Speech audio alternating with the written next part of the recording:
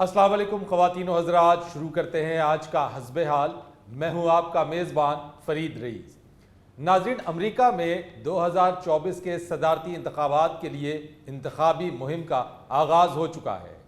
आज हमारे दरमियान मौजूद हैं अमरीकी सदर जो बाइडन, साबिक़ सदर बराक ओबामा और साबिक़ सदर डोनाल्ड ट्रंप। पुत बहुत मेहरबानी तेरी बेटा, तू इंट्रोडक्शन कराया मेरा पुत, मगर मैं एक रिक्वेस्ट करनी चाहना, जे पुत नाल साबिक सदर ना भी लांदा ते फिर भी चंगी गल सी। ये भी तू कह सकदा है जी चाचा ट्रंपू जेड़ा अमरीका दा इसलिए सब तो फेवरेट सियासतदान आ। तो मेरा मतलब यह जरूर वो लफ्ज बोलना जिहदे नाल घट दी होवे। चलो इस मुंडे नाल ते साबिक लग जावे तो कोई बुरी गल नहीं। आ बच्चा जेड़ा अपना पिंडां च रेहड़ी ते प्लास्टिक दे खिडौने भी बेचदा ते मेरे नाल जरा जचदा नहीं साबिक, क्योंकि मैं ते हल्ले भी लोकां दे दिलां च रहिना। और बात सुनो भाई, गांव में प्लास्टिक के खिलौने बेचता हूं मैं, और गांव में प्लास्टिक के खिलौने नहीं बिकते, वहां मिट्टी के कुकू कोड़े बिकते हैं। यस। और ये जो तुमने शोर मचाया ना, मैं फेवरेट हूं, मैं बड़ा फेवरेट हूं। फेवरेट नहीं हूं, मशहूर हो गए हो अपनी हरकतों से, उल्टी सीधी हरकतें कर करके मशहूर हुए हो। काम तो सारा अमेरिका का हमने किया, मैंने किया, रईस साहब या भाईजान जो बाइडन ने किया। वैसे भी बेटे साहब का सदा का जिक्र ही ना करो, जो मौजूद है उनका जिक्र करो ना। लो तालू रईस साहब, भाई ने बेटा कहता है तुसी तरगे समझो। ताड़ी बेड़ी पार लगी, भाई ने देश भी गए ने। मैंने कौन सा आपसे 2024 का इंतखाबी टिकट लेना है? बहुत अच्छे बेटे, ये भी लालच देंदे आ सहाफियां नू। पुत जिक्र ते ना होना चाहिए किसी साबिक दा, ते ना होना चाहिए किसी मौजूदा दा। अपकमिंग दा होना चाहिए पुत, ते अपकमिंग सिर्फ मैं आ, क्योंकि पुत इलेक्शन जितना ही मैं आ। ये आप कैसे कह सकते हैं? पुत तू हले मुंडा खुंडा है, इस गल्लों पुछण दे, वरना तेरा तजर्बा हुंदा ते तैनू इस गल दा पता हुंदा। हनेरी निछ ते दूजी वारी आउण वाला ट्रंपू कदी नहीं रुकदे हुंदे।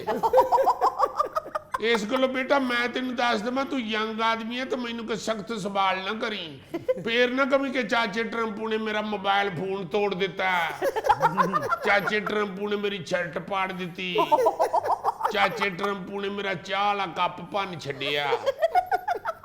अच्छा चले, मैं नहीं पूछता ऐसा कोई सवाल, लेकिन जिस सहाफी को आपने जहाज से बाहर निकाल दिया उसने ऐसा क्या सवाल पूछ दिया?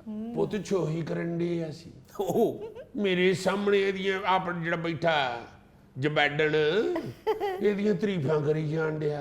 अच्छा। ਉਹ ਮੈਂ ਕਿਹਾ ਤੂੰ ਸਹਾਫੀ ਹੈ ਜਾਂ ਤੂੰ ਉਹਨਾਂ ਦਾ ਕੋਈ ਪਾਰਟੀ ਦਾ ਸਪੋਕ ਪਰਸਨ ਹੈ? ਇਹ ਜਿਹੜੇ ਅੱਜ ਕੱਲ ਦੇ ਬੱਚੇ ਇੱਕੋ ਪਾਰਟੀ ਨੂੰ ਲੈ ਕੇ ਟੁਰ ਪੈਂਦੇ ਆ ਨਾ, ਉਹਨਾਂ ਨੂੰ ਸਹਾਫਤ ਛੱਡ ਕੇ ਪੁੱਤ ਪਾਰਟੀ ਜੁਆਇਨ ਕਰ ਲੈਣੀ ਚਾਹੀਦੀ ਹੈ। ਬਈ ਤੂੰ ਅਗਰ ਸਹਾਫੀ ਹੈ ਤੇ ਮੇਰੇ ਕੋਲੋਂ ਉਹ ਵਾਲਾ ਸਵਾਲ ਪੁੱਛ ਜਿਹੜਾ ਤੂੰ ਪੁੱਛਣਾ ਆ। ਤੂੰ ਮੇਰੇ ਸਾਹਮਣੇ ਉਹਦੀਆਂ ਤਾਰੀਫਾਂ ਸ਼ੁਰੂ ਕਰ ਦਿੱਤੀਆਂ, ਮੈਂ ਬਰਦਾਸ਼ਤ ਕਰਦਾ ਰਿਹਾ, ਪਰ ਫੇਰ ਮੈਂ ਵੇਖਿਆ ਇਹ ਤੇ ਬਹੁਤ ਹੀ ਸ਼ੌਕ ਹੈ। ਮੈਨੂੰ ਗੱਲਾਂ ਚ ਲਾ ਕੇ ਤੇ ਮੇਰੀ ਅੱਗੋਂ ਪਲੇਟ ਚੋਂ ਬੋਟੀ ਵੀ ਚੁੱਕ ਲਈ। Oh my God! ਫਿਰ ਥੋੜੀ ਦੇਰ ਬਾਅਦ ਮੇਰਾ ਮੋਬਾਈਲ ਫੜ ਕੇ ਤੇ ਉਹਦੇ ਨਾਲ ਸੈਲਫੀਆਂ ਬਣਾਉਣ ਲੱਗ ਪਿਆ। ਉਹ ਮੈਂ ਕਿਹਾ ਕਾਕਾ ਇਹ ਮੇਰਾ, ਕਹਿੰਦਾ ਇਹਦੇ ਨਾਲ ਜਰਾ ਫੋਟੋ ਚੰਗੀ ਆਉਂਦੀ ਆ, ਮੇਰੇ ਵਾਲਾ ਜਿਹੜਾ ਪੁਰਾਣਾ ਆ ਦੇਖੋ ਨਾ ਜਰਾ। ਫਿਰ ਗੱਲਾਂ ਕਰਦਾ ਕਰਦਾ ਜ਼ੋਰ ਜ਼ੋਰ ਦੀ ਮੇਰੇ ਹੱਥ ਤੇ ਹੱਥ ਮਾਰੀ ਜਾਏ। ਮੈਂ ਇੱਕ ਵਾਰੀ ਹੱਥ ਨਹੀਂ ਅੱਗੇ ਕੀਤਾ ਤੇ ਜ਼ੋਰ ਦੀ ਪੱਟ ਤੇ ਹੱਥ ਮਾਰਤਾ। मैं क्या पुत, मैं साबिक सदर और आने वाला सदर हाँ, मैं कोई शीदा बर्फ वाला नहीं। तू मेरे पट्टा ते हाथ मारन नहीं है। मैं पुत सब कुछ बर्दाश्त कर लीना, मेरे को शोख ही बर्दाश्त नहीं होंगी। अच्छा। अब बर्दाश्त नहीं होती शोखी, अल्लाह सब तो शोखा है आप जी। शोखा ते एडा है, हले भी कोठे ते अपनी कमीज सुकने पान जावे ते नाल देने कार छातियां मारदा है। Oh my God! ये पुत तेरी वजह तो मैं चुप कीता, वरना इन्होंने पता मेरा कि चाचा ट्रंपू किड्डा कौड़ा बंदा है। तबीयत तो आपकी है वैसे शोकी, अपने आप को जवान समझते हैं और अपने से बड़े जो बाइडन के चलने की आपने नकल उतारी है। नहीं तो पुत ठीक नकल उतारी है। तू कभी वेख्या इस बाबे नूं टुरदियां? इंज टुरदा जिवें छोटा बच्चा पैंपर च वारदात पाण तो बाद टुरदा। देखा, नोट किया आपने रईस साहब, कितनी चीप मिसाल दी इसने। तू कहना ते इंज कहदे कि जो बाइडन भाई नूं इंज टुरदे ने जिवें कमजोर दादी अपना मोटा पोतरा चुक के टुरदी है। आपने कहना तो ये कह दिया कि जो बाइडन साहब ऐसे चलते हैं जैसे पेंचर मोटरसाइकिल चलता है। Too much. ਆਪ ਇਹ ਕਹਿ ਦੇं ਕਿ ਜੋ ਬਾਈਡਨ ਭਾਜੀ ਨੇ ਇਸ ਤਰ੍ਹਾਂ ਚੱਲਦੇ ਨੇ ਜਿਸ ਤਰ੍ਹਾਂ ਵੱਡੀ ਬੱਤਖ ਚੱਲਦੀ ਹੈ। ਜਾਂ ਇੰਜ ਕਹਿ ਲਓ ਜਿਵੇਂ ਸਸਤੀ 에ਅਰਲਾਈਨ ਦੀ 에ਅਰ ਹੋਸਟਸ ਟੁਰਦੀ ਹੈ। ਜਿਵੇਂ ਤੁਹਾਡੀ ਵਜ੍ਹਾ ਤੋਂ ਮੈਂ ਟੁਰਨਾ ਛੱਡ ਦੇਣਾ, ਮੇਰੀ ਸ਼ੂਗਰ ਹਾਈ ਹੋ ਜਾਣੀ ਹੈ। ਆ ਵੇਖੋ ਜਰਾ 36 ਤੇ ਇਸ ਨਾਮਰਾਦ ਨੂੰ ਇਲਤਾਂ ਚਮੜੀਆਂ ਤੇ ਇਹਨੂੰ ਅਮਰੀਕਾ ਦਾ ਸਦਰ ਬਣਾਤਾ।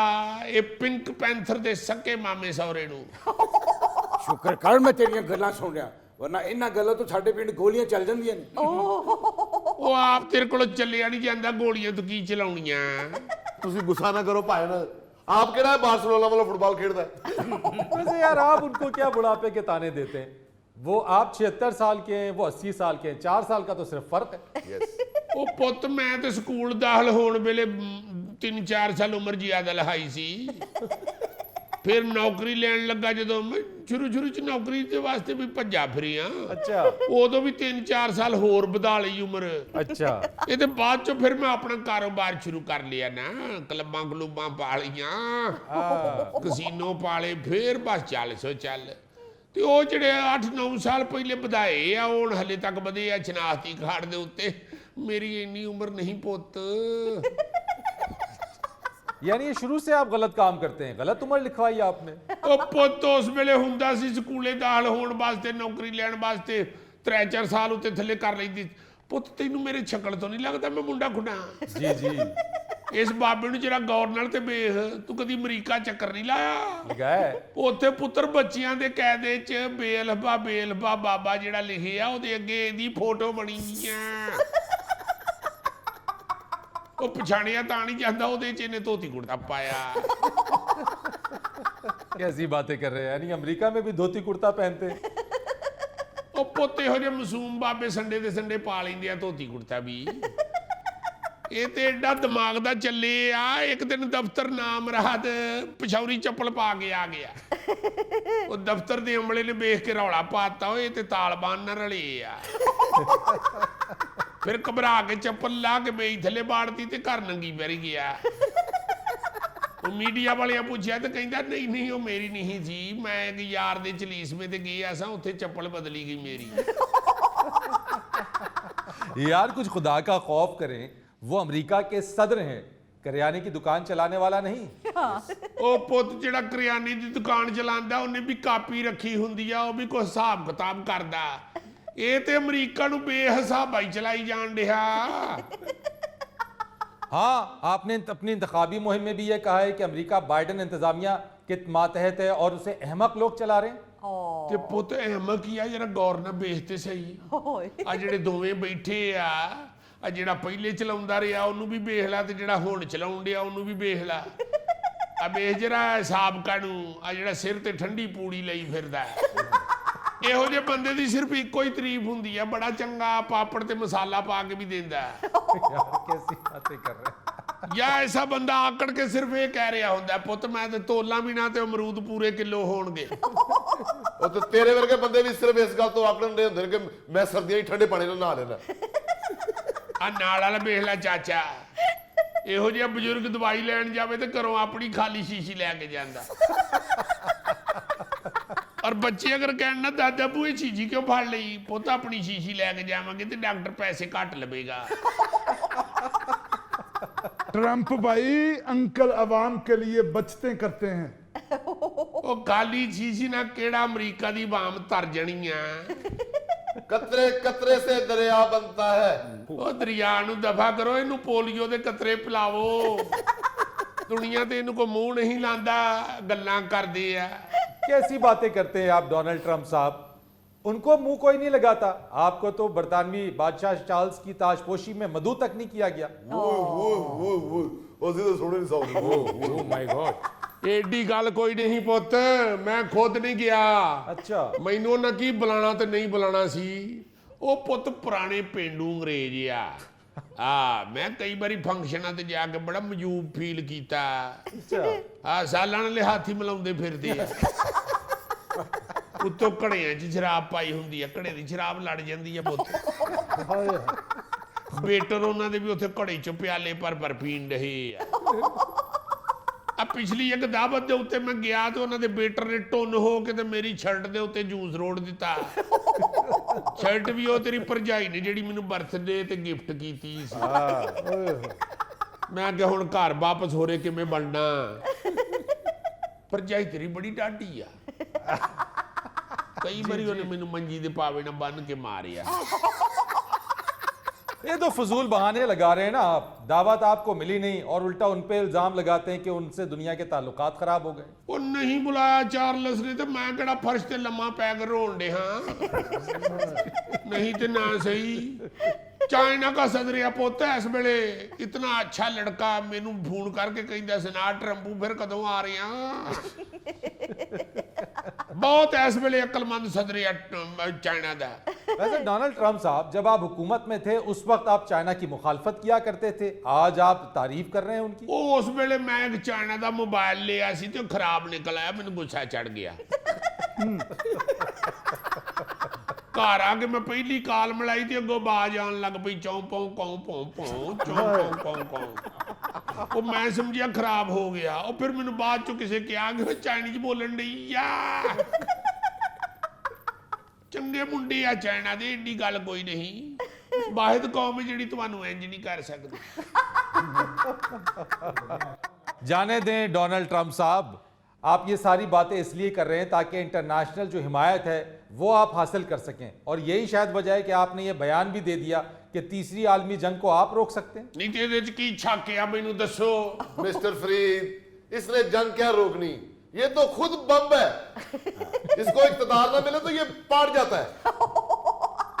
ਫਰੀਦ ਸਾਹਿਬ, ਜੰਗ ਇਹਨੇ ਕੀ ਰੋਕਣੀ। ਆਪਸ ਵਿੱਚ ਦੋ ਬੰਦੇ ਲੜਦੇ ਹੋਣ, ਉਹਨਾਂ ਦੀ ਲੜਾਈ ਛੁਡਾਉਣ ਦੇ ਚੱਕਰ 'ਚ ਆਪਣੀ ਕਮੀਜ਼ ਦੇ ਬਟਨ ਤੋੜਾ ਪੈਂਦਾ ਹੈ।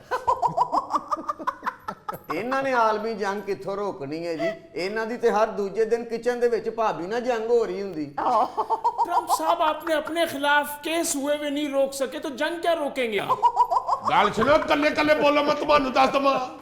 ਰਲ ਕੇ ਪੈ ਗਏ ਮੈਨੂੰ ਨਾਮ ਰਾਦ। ਐਡੀ ਗੱਲ ਕੋਈ ਨਹੀਂ ਪੁੱਤ, ਜਾ ਕੇ ਮੇਰੇ ਮਹੱਲੇ 'ਚ ਵੇਖ। ਪੁੱਤ ਸਾਡੇ ਮਹੱਲੇ ਸੀਲ ਕੁੱਕੜਾਂ ਦੀ ਲੜਾਈ ਹੁੰਦੀ ਆ ਹਰ ਸੰਡੇ ਦੇ ਸੰਡੇ। ਉਹ ਜਦੋਂ ਸੀਲ ਕੁੱਕੜ ਲੜਨ ਦੇ ਹੁੰਦੇ ਆ, ਜਦੋਂ ਮਰਜੀ ਮੈਂ ਇੱਕ ਕੁੱਕੜ ਚੁੱਕ ਕੇ ਲੜਾਈ ਛਡਾ ਦੇਣਾ। ਮੈਂ ਤੇ ਪੁੱਤ ਲੜਾਈ ਛਡਾਉਣ ਦਾ ਐਡਾ ਮਾਹਿਰ ਆ। ਇੱਕ ਦਿਨ ਮੈਂ ਗੱਡੀ ਤੇ ਜਾਣ ਡਿਆ ਆਪਣੀ ਰੋਲਜ਼ ਰਾਈਜ ਤੇ, ਮੈਂ ਵੇਖਿਆ ਸੜਕ ਦੇ ਕਿਨਾਰੇ ਦੋ ਖੋਤੇ ਆਪਸ 'ਚ ਲੜ ਪਏ।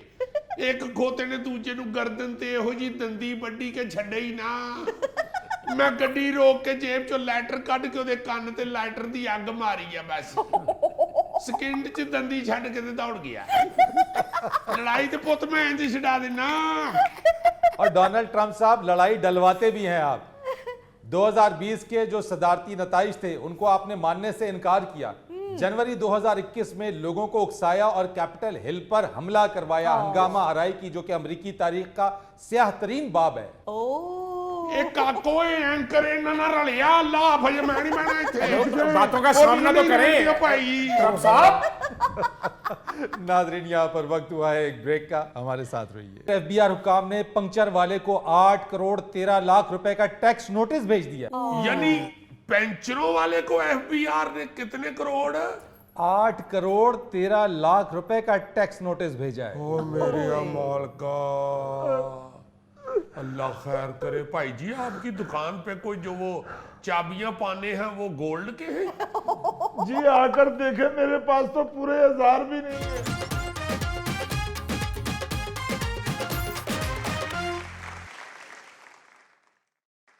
ये जो भाई साहब बैठे हुए हैं, ये हमारा नया सेट इन्होंने लगाया है।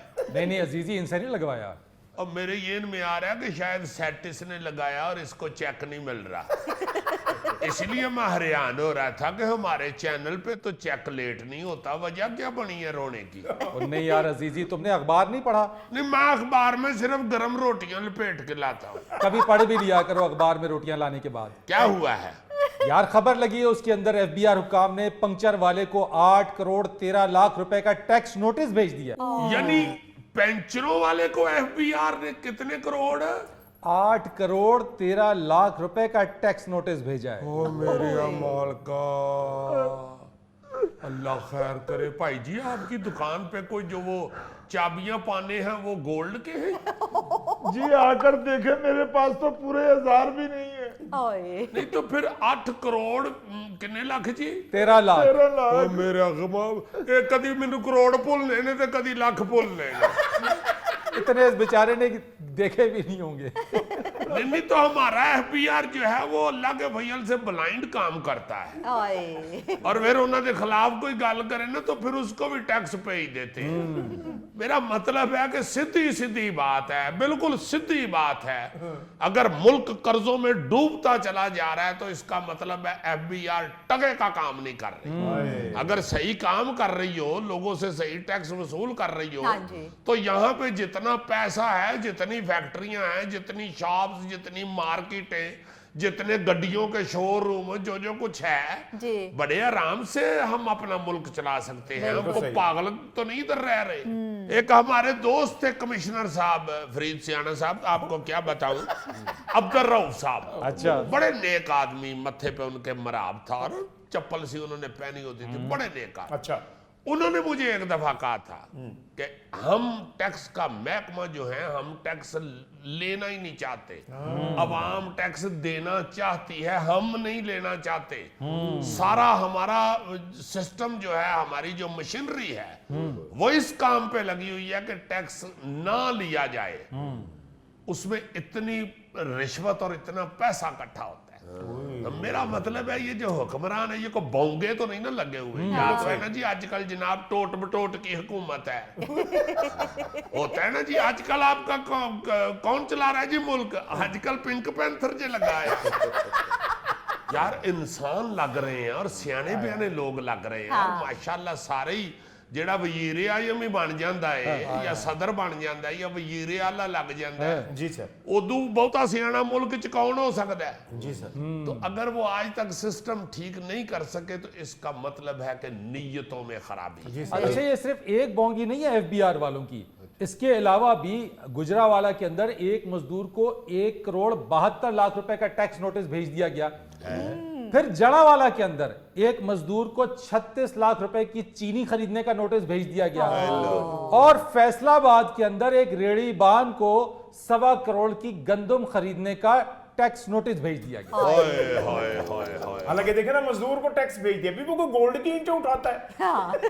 मेरा मतलब है या तो उसका जो गारे वाला तसला है वो गोल्ड का है या वो मजदूरी कहीं चन्न पे करता हुआ पकड़ा गया है या चांदी दे पानी ना मिट्टी बनाਉਂਦਾ है। अजीब ईमान से ऐसी ऐसी बेवकूफों वाली बात सामने आती हाँ है। यानी रेडी माल को नोटिस भेज दिया कि तुमने 1.25 करोड़ की गंदम खरीदी। हाँ जी। ਉਹ ਦਿਲ ਕਰੇ ਵਿਚਾਰਾ ਰੋਜ਼ ਆਟੇ ਵਾਲੀ ਲਾਈਨ ਚੋਂ ਬੀਜ ਧੋ ਕੇ ਆਂਦਾ ਹੋਵੇ। ਉਹ ਸੀ ਮਜ਼ਦੂਰ ਵਿਚਾਰਾ ਜਿਹੜਾ ਹੈ ਉਹਨੂੰ 12 ਵਜੇ ਤੁਸੀਂ ਰੋਟੀ ਭੇਜੋ, ਤੁਸੀਂ ਟੈਕਸ ਭੇਜਦਾ। देखो यार वो साथ तो अपने देखो यार, देखो और समझ नहीं आ रही कि रो रहा है या मजा ले रहा है। और रो ऐसे रहा है जैसे आधा टैक्स दे दिया इसने। हाँ जी हाँ जी, आधा रह गया। मतलब जितना इसको टैक्स आया है 8 करोड़ 13 लाख का, जी। ये 15,000 रुपये महीने की भी किस्त लगा लेना तो इसकी 4 नस्लें नहीं उतार सकती। ये उतारता रहेगा सारी जिंदगी। ਇਹਦਾ ਪੜਪੋਤਰਾ ਵੀ ਕਹੇ ਕਰੇਗਾ ਭਾਈ ਜੀ ਸਾਰੇ ਪੈਸੇ ਤੇ ਮੈਂ ਟੈक्स ਵਾਲੇ ਨੂੰ ਦੇ ਛੱਡ। भाईजान आप बातें कर रहे हैं, टैक्स तो देखें 8 करोड़ 13 लाख, मेरे से 1300 रुपया इकट्ठा नहीं हो रहा, मैं अपनी बीवी बच्चों को ले आऊं जाके गांव से। ਤੇ ਤੂੰ ਵੀ ਤਾਂ ਸਾਈਕਲਾਂ ਦਾ ਕੰਮ ਸ਼ੁਰੂ ਕਰਦਾ ਨਾ, ਚੰਗਾ ਭਲਾ ਚੋਰੀਆਂ ਕਰਨੋਂ ਨਾ। मेरे ख्याल है अजीजी भाई इसको बेईमानी की सजा मिली है। एक पेंशन होता है ये 5-5 बताता है। यार ऐसी बात नहीं है, ये नोटिस जब इसको मिला है तो ये बेचारा अस्पताल पहुंच गया सदमे की वजह से कि 8 करोड़ 13 लाख का नोटिस मिल गया है, कैसे टैक्स देगा। यानी इसका भी नुकसान हुआ है तो अस्पताल का भी नुकसान कर रहा है। बिल्कुल जाहिर है ये अस्पताल गया है तो उधर नुकसान तो हो गया ना उनका। ਉਹ ਨਾਲ ਦੇ ਮਰੀਜ਼ ਦਾ ਫਰੂਟ खा गया। सिर्फ साथ वाले मरीज का फ्रूट ही नहीं खा आया, इसको जो ग्लूकोज की बोतल लगी है वो भी बड़े टप में लगी है। अब भाईजान अल्लाह अल्लाह करके मेरी जान बची है, आप लोग तो बातें कर रहे हैं, मेरे छोटे छोटे बच्चे हैं, आप सोच रहे। तो तुम्हारा मतलब है कि जिसके बच्चे बड़े हो उसे नोटिस आया करे। मुझे क्यों आ गया टैक्स का नोटिस, मुझे तो बिजली का बिल आ जाए तो मेरा दिल घबराना शुरू हो जाए। जब तुम बड़े पतीले में से बोटी ढूंढ के निकालते हो उस वक्त तुम्हारा दिल नहीं घबराता। यार उस मजदूर का क्या हाल होगा जिसको 1,72,00,000 रुपए का टैक्स नोटिस आया है। वो आईसीयू में पड़ा हुआ है जी। यानी अपने नोटिस का बंदोबस्त नहीं कर रहा, वजीर आला मोहसिन नकवी बन के तो अस्पताल विजिट कर रहा है।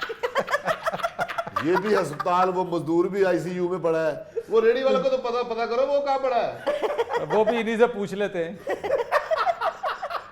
यार ये हमारे आर्टिस्ट नामवर आदमी नमान इजाज जी उसके बैंक अकाउंट में से पैसे ले गए हुए हैं और वो केस जीत गया हुआ है। उसने केस जीता है बाकायदा, उसको नहीं पैसे वापस कर रहे हैं FBI वाले। बड़ी बुरी अकाउंट से हालत है। डिटेक्ट कर लिए। हाँ, उसके अकाउंट से जाके पैसे निकाल लिए। उसकी जो जहाँ पे अकाउंट था वो खातून मैनेजर को कहा तुम्हें हम गिरफ्तार कर लेंगे अगर नहीं दोगी पैसे तो वहां से पैसे सारे उसके निकाल के ले गए। ऑलरेडी केस उसके हक में हुआ था। अच्छा, उसने वो नोटिस दिखाया, दोबारा अपील की, दोबारा केस जीता, नहीं उसको पैसे दे रहे इस प्यारे पाकिस्तान के अंदर। हाय। और जिन लोगों से टैक्स लेना है उधर किसी की जुर्रत नहीं होती। वो सारी यूनियनें बनी हुई हैं, एसोसिएशनें बनी हुई हैं, वो सीधा कह देते हैं कि भाई जी वोट लेना जे या फिर टैक्स लेना जे, या कह देते हैं भाई जी पार्टी वास्ते चंदा लेना जे या टैक्स लेना जे, नाच जाओ फिर हमने नहीं आपको वोट छोड़ देना। तो फौरन उनकी बात मान लेते हैं, फौरन उनका काम करते हैं। हालांकि वो जो अब्दुल रऊफ साहब कमिश्नर साहब की मैं आपको बात सुना रहा था, वो कहा करते थे कि पूरा जेल रोड उतना टैक्स देता है जितना एक शोरूम का बनता है, पूरी लिबर्टी मार्केट उतना टैक्स देती है जितना एक शॉप का बनता है, पूरा माल रोड उतना टैक्स देता है जितना एक शॉप का बनता है। तो नहीं ले रहे। ये तो मोटी मोटी चीजें हैं ना। हम जो तनख्वाहदार लोग हैं, हाँ जो जी। तनख्वाहें लेते हैं, या एक्टर्स खास तौर पे, इनके हथे चढ़े होते हैं, इनको शाटे मार रहे होते हैं, लपेड़े बड़ाज। और कोई जो बिजनेसमैन लोग हैं उनकी तरफ कोई अच्छा, तनख्वाहदार तबके को ज्यादा टारगेट किया हुआ है। जो टैक्स दे रहा है वो ऑलरेडी पहले से ज्यादा टैक्स दे रहा है। आप तनख्वाह में से भी टैक्स दे रहे हैं, अपनी इनकम में से भी टैक्स दे रहे हैं। जो चीजें खरीदने के लिए आप बाहर जा रहे हैं उन चीजों के ऊपर आप इनडायरेक्ट जो टैक्सेस है वो आप दे रहे हैं। लेकिन कोई निजाम ऐसा नहीं बनाया हुआ कि जिनसे टैक्स लेना है उनसे टैक्स लिया जाए। और अगर ऐसा करेंगे तो निजाम ठीक हो जाएगा, वरना इसी तरीके से गरीबों को नोटिस आते रहेंगे। नहीं जी नहीं, ये निजाम नहीं ठीक होना और ना ही इस बेचारे से टैक्स दिया जाना, इसे फिर गिरफ्तार ही करवा दो। नाज़रीन, यहाँ पर वक्त हुआ है एक ब्रेक का, हमारे साथ रहिए। लो जी फिर किसी दी रूह आई जी। फरीद भाई ये कौन साहब है? सर पे हैट, हाथ में छड़ी और हिटलर वाली मूंछ।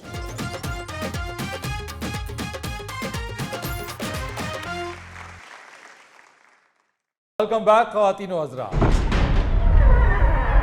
लो जी फिर किसी दी रूह आई जी। फरीद भाई ये कौन साहब है? सर पे हैट, हाथ में छड़ी और हिटलर वाली मूंछ। ओ, चार्ली चैपलिन। Hello everybody. आइए mister Charlie Chaplin, welcome to Hasbe hall.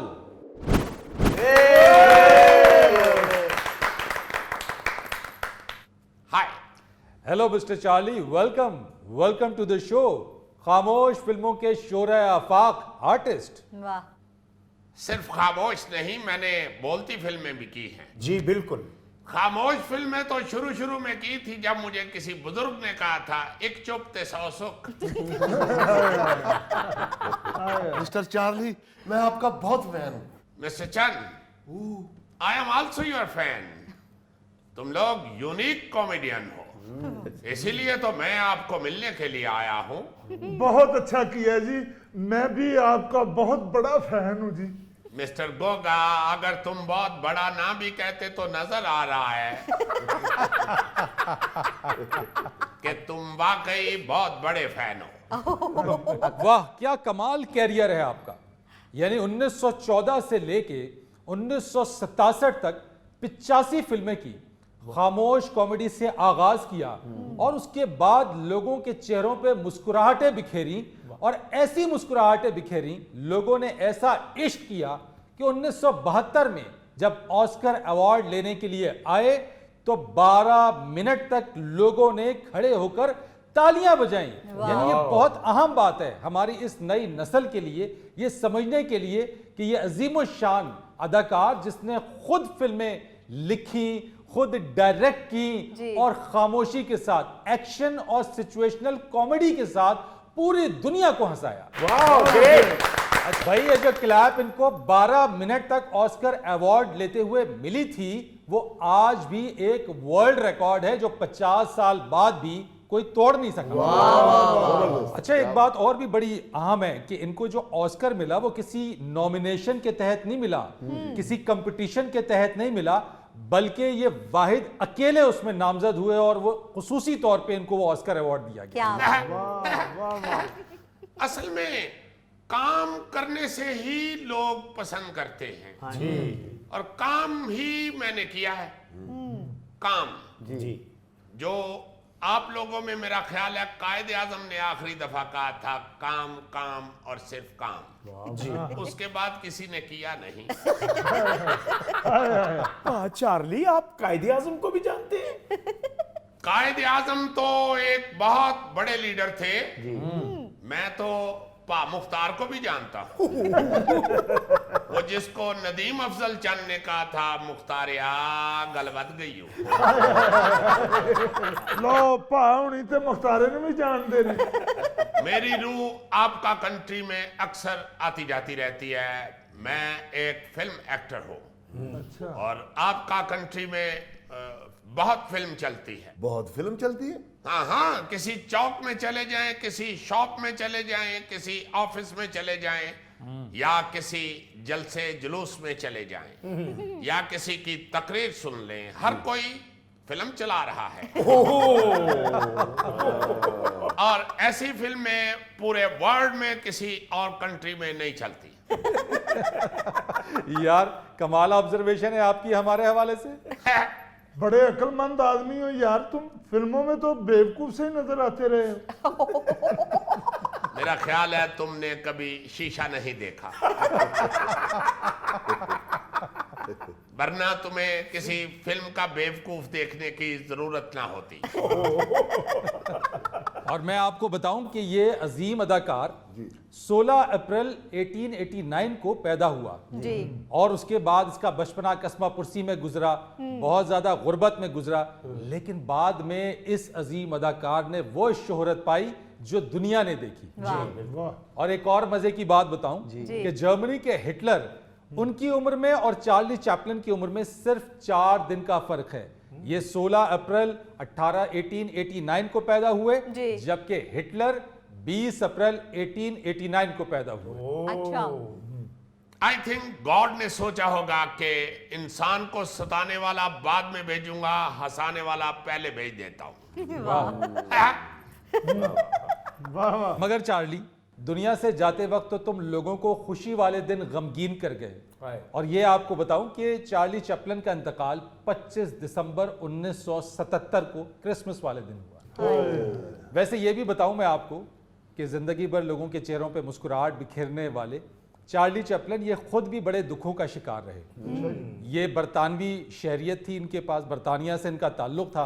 America गए काम के लिए, एक अरसा वहां गुजारा, लेकिन उसके बावजूद इन्हें अमेरिका में शहरियत नहीं मिली। और उसकी बुनियादी वजह यह थी कि इनके जो ख्यालात थे कम्युनिज्म की तरफ ज्यादा झुकाव था, और उस वक्त अमेरिका में कम्युनिस्ट या कम्युनिज्म ख्यालात रखने वाले को गद्दार या गद्दारी के मुतरादिफ उसे करार दिया जाता था। अच्छा। बाद अज़ा जब ये वहां से निकले, इनके ऊपर काफी वहां मुकदमात भी हुए, तनाज़ात का भी ये शिकार रहे, तो अमेरिका से निकलकर स्विट्जरलैंड गए। बाद अज़ा इन्हें दोबारा वापस दाखिल होने की इजाजत नहीं थी।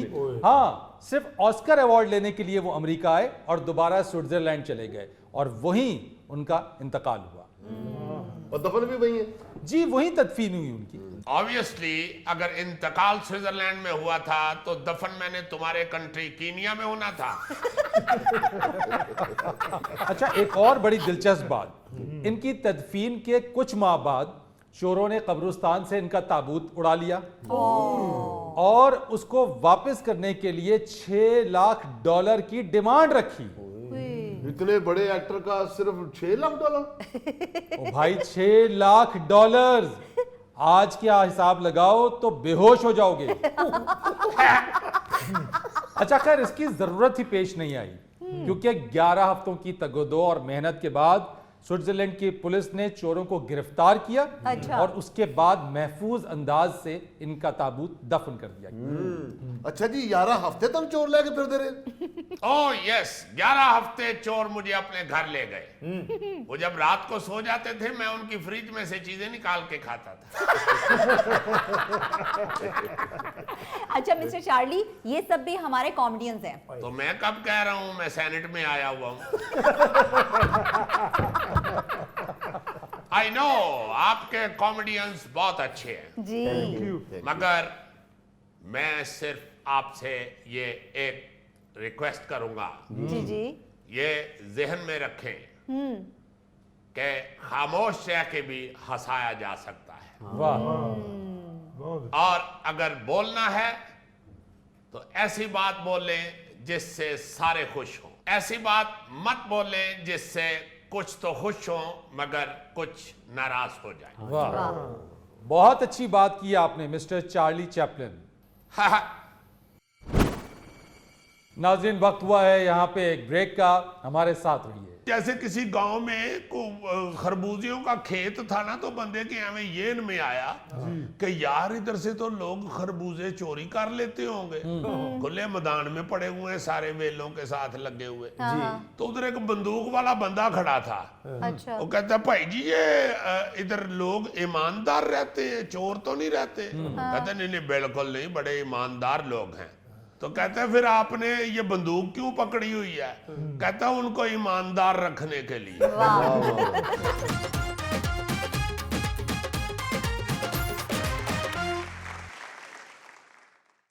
अच्छा जी, वैसे अगर आपने कभी नोट किया हो इस बात को तो ये बड़ी दिलचस्प लगेगी आपको जी। कि हर बंदा ये चाहता है कि यहाँ पे अपना ईमानदारी हो, रिश्वत कोई ना ले मुझसे, मुझे किसी जगह पे सिफारिश की जरूरत ना पड़े, मुझे तालीम बहुत अच्छी मिले बच्चों के मेरे के लिए, और मुझे चीजें खालिस मिले। हाँ जी, ये हर बंदे की ख्वाहिश है, हर बंदे की ख्वाहिश है। मगर इसके लिए हम सब कर क्या रहे हैं, ये भी जरा सोचने की बात है। ये तो बड़ी बहुत जरूरी और बहुत अहम बात की है। जी जी जी जी, ये बिल्कुल ऐसी है जैसे गोगा रोज कहता है कि यार मेरा वजन कम हो जाए ना तो ठीक हो जाए। तो ब्रेक में मैं देखता हूँ माशाल्लाह बड़ा प्याला चने का या हलीम का, और साथ ढेरी नानों की पड़ी होती है। यार अगर तुमने वजन कम करना है तो उसके लिए भाई जी कुछ करना भी पड़ेगा, अमल भी करना पड़ेगा। हाँ, इसी तरह अगर हम चाहते हैं कि हमारे मुल्क में ये जो लॉ एंड ऑर्डर है और ये जो दफ्तरों का नियाम है या हुकूमत हमारी जो है वो हमारे साथ अच्छा बिहेव करे और हम ठीक हो जाएं, तो उसके लिए फिर हमें सारों को हिस्सा डालना पड़ेगा। बिल्कुल। ये नहीं हो सकता कि आप सिर्फ ये कहें कि हुकूमत कुछ कर देवे ना, बिल्कुल नहीं।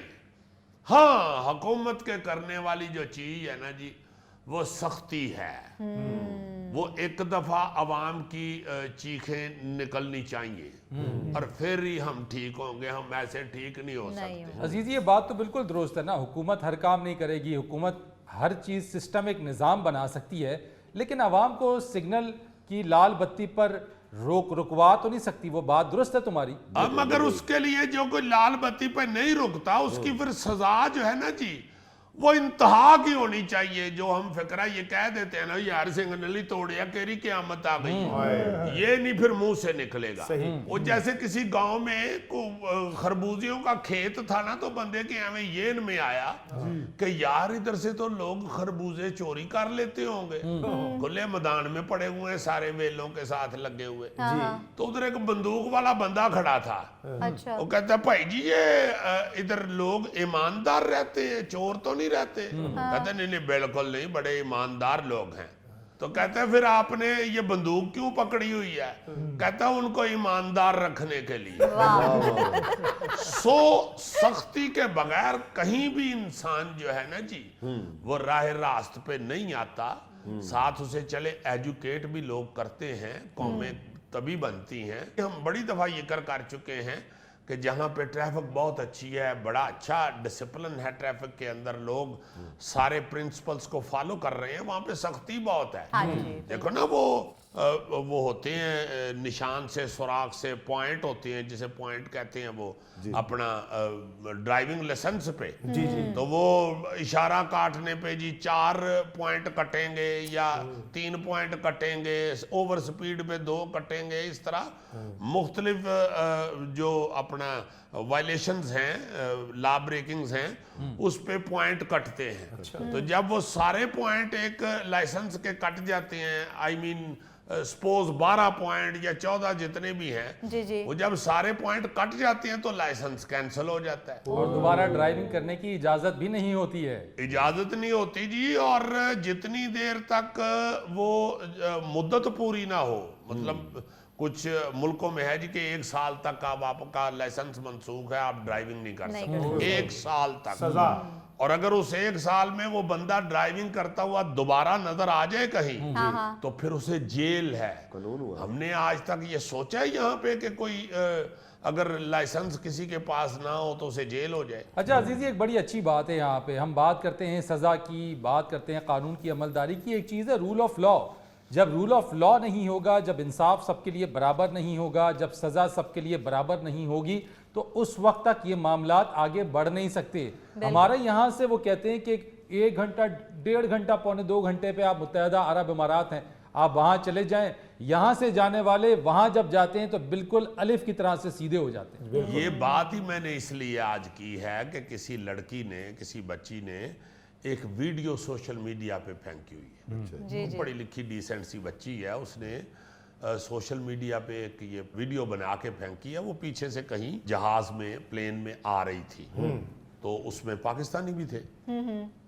तो वो जब पाकिस्तान में घुसे हैं, यहाँ एयरपोर्ट पे पहुंचे हैं, तो उसने फिर पाकिस्तानियों का हाल देखा है, जो बिहेव देखा है यहाँ के अमले से। तो पिछला जो एयरपोर्ट था फॉरेन कोई कंट्री का, तो वहां पे जो बिहेव था उसका उसने कंपैरिजन करके बताया है कि हमें क्या हो जाता है अपने मुल्क में आके। हम ओवरसीज पाकिस्तानी शोर तो बड़ा करते हैं कि हम बड़े अक्लमंद और बड़े सियाने हैं, हमें वोट का हक मिलना चाहिए, बल्कि वोट ही हमारे से वजीर आजम बनना चाहिए। तो आप लोगों ने कभी ये सोचा है कि आपको 30-30, 35-35 साल हो गए हैं बाहर रहते हुए, और आप रोज़ाना वहाँ पे देखते हैं ट्रैफिक कवानीन और दूसरे प्रिंसिपल्स और उनके असूल, तो यहाँ आके आप क्या करते हैं? आपके तो जहाज में ही पता चल जाता है आप किस बिहेव से पाकिस्तान में उतर रहे हैं। और यहाँ आके वो चूंकि उनके पास पैसा भी बहुत होता है माशाल्लाह, उन्होंने बाहर से कमाया हुआ, वो भी हम पे एक बड़ा भार है कि जी बाहर से ही पैसा आता है तो फिर ही मुल्क चल रहा है। तो इधर आके वो उस पैसे का जैसे इस्तेमाल करते हैं, वो उस बच्ची के वीडियो से जरा आप देखिएगा कि वो क्या कह रही है कि क्या हो जाता है हमें हमारे मुल्क में आके। भाई उत्थे असी पीटर बन के फिरन डे हुन्ने आ या चार्लस बन के फिर रहे हुन्ने आ, इत्थे आके असी फिर थैला बन जाने आ। अजीजी भाईजान, मेरे पास पैसे इकट्ठे हो गए ना 10,000 रुपया, तो मैंने फौरन ड्राइविंग लाइसेंस बनवाना। इत्थों ही काम खराब होता जे। यानी उसके जहन में है कि पैसे इकट्ठे हों तो मैं जाके पैसे दे के तो लाइसेंस बनवा लूं। टेस्ट पास करने से लाइसेंस नहीं बनवाना। हाँ, मतलब रिश्वत दे रिश्वत के देनी। भाई जी पहले ड्राइविंग सीखो, किसी गड्डी ते बह के उन्हें फेवो। जिस तरह इंग्लिश फिल्म में यैटी ने गड्डी के ऊपर पैर रख के उसको नहीं था फे दिया, उस तरह उसके अंदर बैठे और पहले ड्राइविंग सीखें। उसे पहले चलाएं अपने वजन के साथ, उसको थकाएं, जब उसके बोनट पे पसीना आ जाए तो फिर ये गाना भी साथ गाएं, तेरे बोनट पे पसीना रहा मैं भूल गई है। अजीजी, आप अभी जहाज की बात कर रहे थे, जिस जहाज में पाकिस्तानी बैठे हो ना, उस जहाज का जाके आप टैलेंट देख लें तो आपको पता चल जाएगा कैसे लोग। नहीं, हम क्यों टैलेंट देखें, हम एयर होस्टेस ना देखें। उसको बंदा देखे कि किधर गई है बाजी एयर होस्टेस, जूस शूस पे आवे। हम जहाज में बैठते ही सिर्फ खाने पीने के लिए है और जहाज गंदा करने के लिए। अब इतनी टिकट खर्च के तो बंदा टॉयलेट देखे।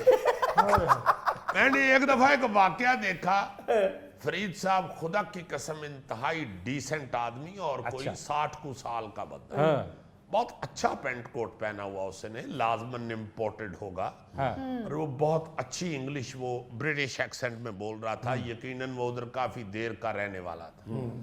ये जब कोविड वक्त के दिन थे जी जी यार, वो एयर होस्टेस ने बच्ची ने सिर्फ इतनी बात कही है कि आप अभी ना उठें, जहाज रुकेगा तो फिर उठिएगा। वो नहीं सुन रहा, वो आप निकाल रहा है अपना टैची ऊपर से। फिर उसने एक दफा कह दिया थोड़ा सा कि सर आप बैठ जाएं प्लीज, आप मत उठें अभी, आपको जब कहा जाए फिर उठिएगा। यार उस बंदे ने खुदा की कसम उस लड़की की इतनी बेइज्जती की, इतनी बेइज्जती की कि जरा सा मतलब मेरे में हिम्मत होती ना, या को 20 साल पहले मैं ये सीन देखता, मैंने उसे बहुत मारना था। मतलब बेटी है वो किसी की, हमारी भी बेटियां हैं, वो भी हमारी बेटी है यार। तुम्हारे पाकिस्तान की एयरलाइन की वो मुलाजमा है, वो बेचारी खिदमत कर रही है। अब अगर पीआई का जहाज नहीं ठीक तो उसका तो नहीं कसूर। जी ये तो आम तौर के ऊपर है, ये एहतियाती तदाबीर बताई जाती हैं। जब तैयारा लैंड करता है ये अनाउंसमेंट होती है कि जब तक जहाज मुकम्मल तौर पे ना रुक जाएं तब तक आप अपनी नशिस्तों पर बैठे रहें। लेकिन हम बाबूजी तुसी इस बात को भी छोड़ें, कोरोना के दिनों में उन्होंने कहा था जी कि 2-2 लाइनें करके बाहर निकलेंगे, एकदम नाराज डाले कोरोना के दिनों में। उन दिनों जब भी देखा किसी बंदे ने नहीं बात सुनी, किसी बंदे ने नहीं बात सुनी, और सारे बैठ के तो गालियां दे रहे होते हैं हुक्मरानों को और सियासतदानों को, लूट के खा गए मुल्क को। ओ यार हम सब ने खाया है, हमने बर्बाद किया इस मुल्क को। अजीजी बिल्कुल ठीक। और नाजरीन ये था आज का हस्बे हाल।